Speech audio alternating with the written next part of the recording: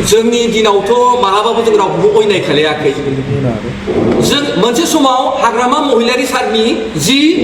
माने नैबे पास जोंनि प्रमद बर'नि सारनि सरकारनि माने सिगाङाव जिहेतु हाग्रामा महिलारी सारा 15 बोसोर सरकार सालायदों बे समाव बिथांमोना सासे एमसिएलएनो मात्र 20 लाख एलिगेसन होयोमोन प्रमद बर' सारनि नेतृत्वआव फैनानै 50 लाख जोङो सासे एमसिएलएनो इलेक्सन होदों बेथ' बिराद रंजानांगौ बाथ्रा मानो होनबा जों 30 लाखखौ बारायदोंसो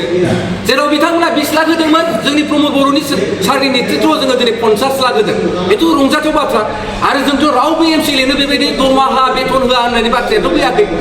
जोंथ' स्वयं बिथांमोना 3000 रिं खालायनानै फैदों बे रिंखौ जोङो 5 बोसोराव सुख'नानै जों आधा फैसाखौ सुख'नानै जोङो दाख्लै थांनाय मा होनदों 500-600 कोटी थाखाखौ जों गारबावदों बेथ' रंजाथाव बाथ्रा